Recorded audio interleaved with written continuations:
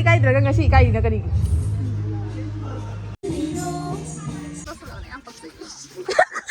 Mama tadi am yaure. Vitaminasi.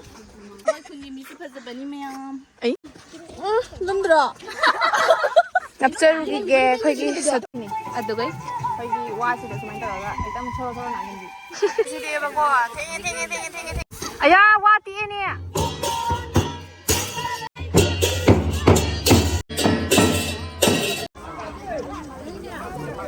Yaosang lore. Yaosang mayam. Hangde. Tomato ka happy na draw. Hello mayam, good morning. Mayam ay new vlog ta muka hana taram na oksari and mayam happy yaosang. Ado kaya ni ay na chahi amada muka klakpa program da khwaidi pamjaba festival se yaosang ka sajibu ka sinya bako. Amna sathina hadi pamjai yaba. Hadi harau yaba ko yaosang bula adi yam harauri duga sajibu la jam harauri ba. Adoga yaosang se kaino ngasi se rohola ko sulai hai bako. Pung ahum makai dagina pung tarung makai bo andi akhoi basbra akhoi khundadina satra saba je kana toriba haidi wa tawraga round koirani daidi round koiraga round duga haidi akhoi che sina chappa che se chappaga aduga gamna tawraga nappa jausangi haidi nungai bado aduduna heleba ba haidi wakhal se nungaina haidi wakhal munjang changna la pakhang ne leisabi ne dai ahan sing ne loina haidi amukta manaraga adudu semdui ba dugi aisa loisana loire pung tara tare loisana loire di top ama sechalle adu phane ga ma sechanjare aduga mayam kamai tawba do ngasi gi yaosangi enjoy se dum memory oina lehona bagi ai chahi gudingi dum ai gi dum memory oina dum haidi chahi gudingi di mana de na chahi gudingi nimitu ga tawba thabak do lakada ba chahi desu adu moina sem oine di yade na ko dum tongan ba mong da sum tawak tori ne ba haidi dum khetna doi ne ba ko nungai ta ba duna ina video se dum haina semjarake yari kai aduga semba ngam kai semjarake dum yam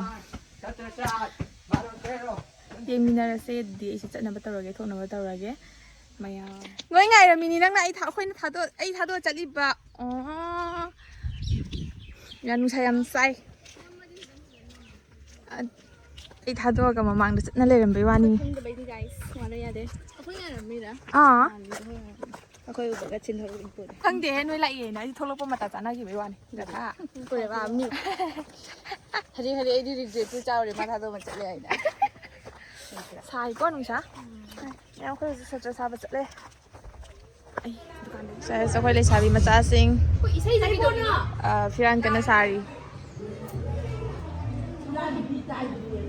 masak pajabi athoi Isai jagi do ino bicha. khoi thai noi che udaba kuire Saba da tho. khai bonoi khalama mare site kan tanu site kan thoibi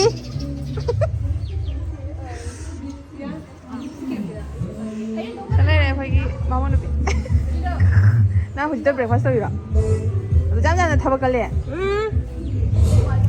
kai lotli ba lahanga ikai draga ngasi ikai na kari untang hayo ne Cha re na ja de. tamai tan ni per friend wa laga chale ba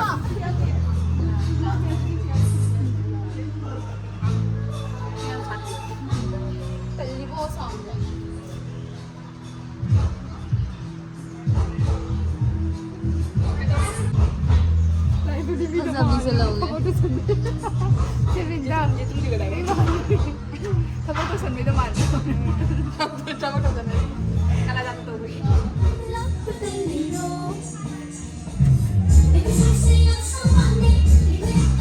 Nupasing pitang na bagi sa aloli bagi siya na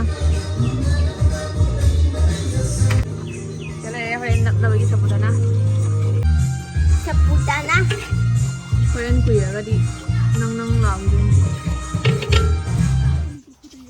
Ako yung hindi kain mo cha. mayam ako'y cha thamin ba chali Ano kali mo ko talaga ako. ay natan mayon amana cup mayong pari amana paisa sengaw pari amana cha pari khudai mate ka loina na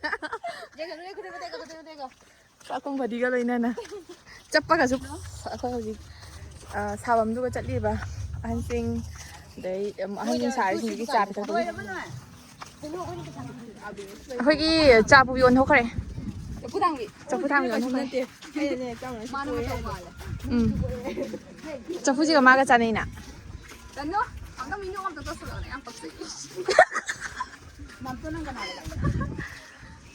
너무만 삼재 확 파자람이네. 아이야, 이리가 시다 우리. 마툰적으로 뭐 보아, 깍살크리로. 어허. किसिकिन जना लगे तुतुसु तो आंसिंग सारी करना चचु सारी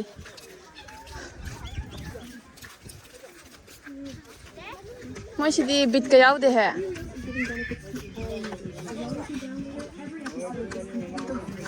दा वाना तौरगा round कोई तो चायन बिरो 춤돌아보니까 이게 안 먹어? 야라 삐탈라가 짜지 하고 다 얘기도 까나가 하는 거예요 कविता나 लोली कविता가 제나가나 Kavita 말이 Kavita 말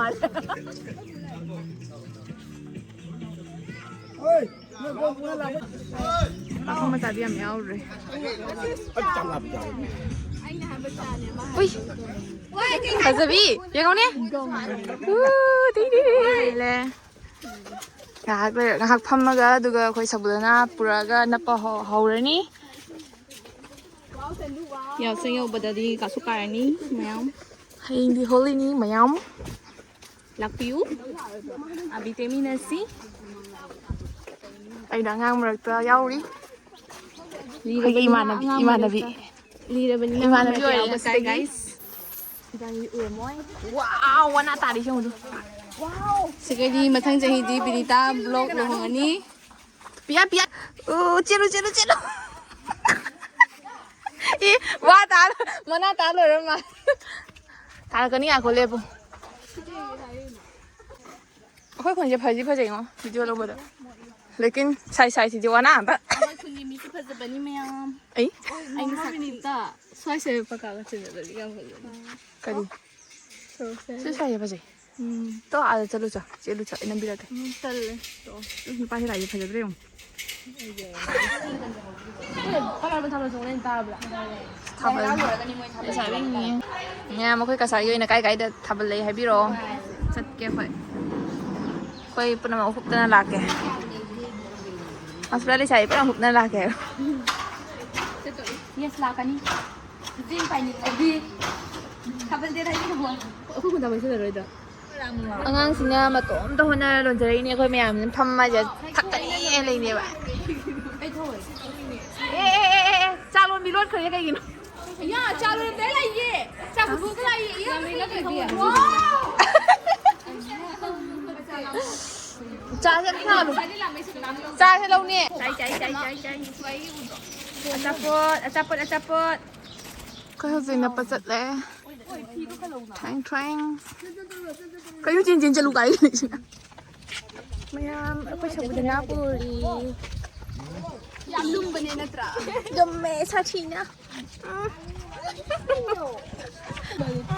mama video nami lumdra 갑자기 거기 satra yaosang sabudana Ayo jalan. Nah, tatu. Kau pun perlu. Ya, acak. Pai. mana ne ba hang de Jero. Hello mayam.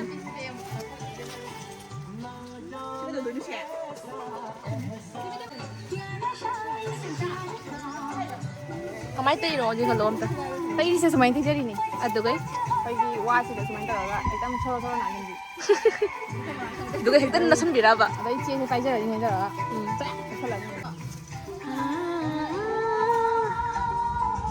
Sila kaya apam mi party. Faji. Sila kana 한신 기는 낭 dabasi di ba ko. 탱이.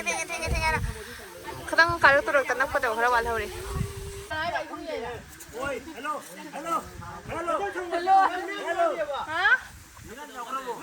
Firan jauh, kalian no Firan? Aman ba? Lore guys, lore mayam.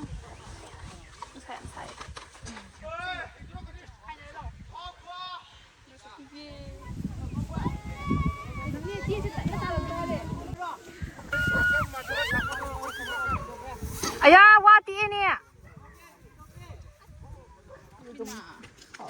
Bina. Yang ni, lore pada kan ada yang dari leisabi. Matang tahu nak. Bola aku ini yang pangdo ini. Ha, aku ini yang pangdo ini. Nang nak kuai pangdo ni. Ayo sudah jadi saya deh. Ay wakal nuai te bo satra do. Masai aku iba do. Ani te. Wai. Ini. Mai thang hai di. Nungsit na so kan na phujalak pa dai mi na suli e. Moi na leisabi lei. pakhang wale. Moi aku nunggu aku. Kamu suli song mayam yum na ngak pathare aduga ngasi je groho leibani na ko adudina de groho le ba ta di kan sa na yaw samai thana loi da bine isi amama da ko ngani ado groho se leibani na hojik lapadi loisalak tore bu ko pung 37 tare yang halaki katang tangai re thadore e bu ko ado tu ga chungni kai gino khangde hakta da ado kai no dukan chali ne isi ko hello mayam ai se ko dukan da gi hale du ka pap tor ga lu cha thae bu ko lu cha thok to ko lu se tum tho e nga hadi ayuk to busi tum mi ne ba do ko mo dum hadi groho la ko ni nan ma thani oina dum hadi phamona dum to tum tho oina to ai di ina hayu se pap christmas ka ta be ti chale hayu ka se pap to na sem do e du ka ai ho ji moi lai pu tho khrama le ba ko du je ba ma kon tai do ji lu sana bu di lo ya phin jala ga lo ya ni du ka thok na ba tor ni myam aduni do hadi hayu ka se ina ne groho la ko lo ra ga adum se ma bani ba loina puna ma tor bani ba ko do ai ju seng do e do seng na cha da ni du ka myam jing na si ngasi gi yaosang mai ta ba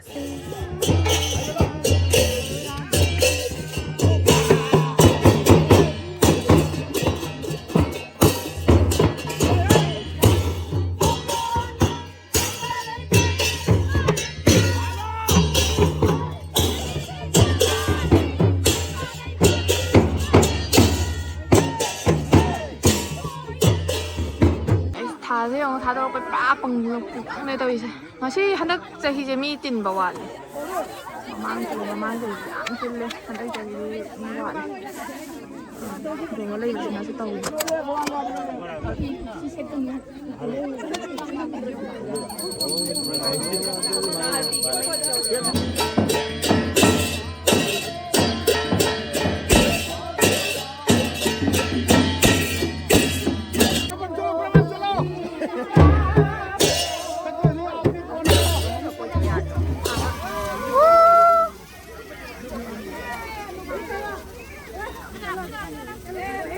Lore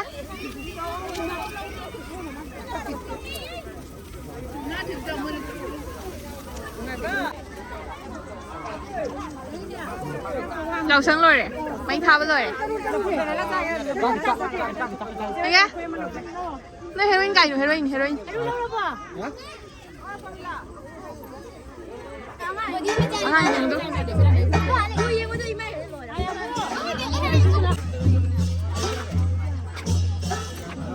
ấy à, dạ, u đi,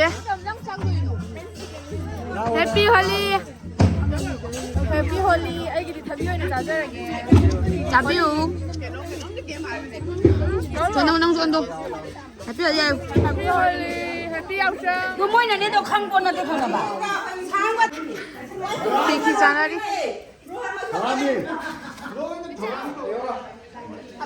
Happy yaosang mayam. Laga nakating ka yan happy. Quay kia ra đây mình không mà rồi yaosang. Ôi, anh đun bài mà nó ngô. Lu ai gà châu. Bắt ra đây hè. Nè mấy hồi xe mando tới cái direct lại yum da changa mà cái gì khôi cái lấy băng âm da bini pi âm da ye ai na la rồi cái theng e pun tum jaw sang loi ra pada tum pun ni pan ma khai da do re la rồi cái hai bai na phone tara ga lau ai jaw ri e chembak sing ri ai đi ai na chakhala ga di do di chembak sing pham ma ga ma di wa thingang loi bo re na 내리버디 제박이 저래 그러라 아차벌레도 그냥 저래 그 까방 자세 오늘이가 그러라 아들이 ninjang에 그 두간 정말 던져오래 아까만 하려고 더 미두간 나한테 아차벌레 되죠 물론 그래 누가 많이 찔레 그러면 누구로 찔레 아마도 너무 같은 찔레가 아동 아시게 놈이시다 맛에 야우드리바 그이노에다 맛에 야드로 하이디 자꾸 하이독박이 맛에 야우바 야드미네 야드 야우드레잖아 누나 맛에 자오상기 맛에 인조이시 방어우더래 누나 마 칼리나 가리 농탕지 인조이 떠우저래게 시니 아저씨 그럴래 그래 팅팅하지 마 튼날라우 마 오빠라야 누가 이술라야 데카 누가 또 kay na chapon mayam semi do asina kay po no khang de kay po no yero mangoba ado sina kay po no khang de tomato ka habi na dra magi ngasi gi yaosang gi enjoy se sina oje doini mayam 오빠 이제 cái này xem về em sẽ thủ tùy dùng được ta sẽ làm cái sẽ chẳng hạn lấy bao nhiêu cái đó gì vậy mayam chắc thôi e kay mayo 진짜 내 수염을 진짜 똑똑히 chắc thôi e pung ta tare mai no ji khong na tindori bye asi yaosang vlog bye bye hay Oli đã phang này gì love you guys cái gì mà được đấy lạc view habitin sih nungaikhre uring marak sta bi taisan si idak thasi sikap sa sini minta habitin trời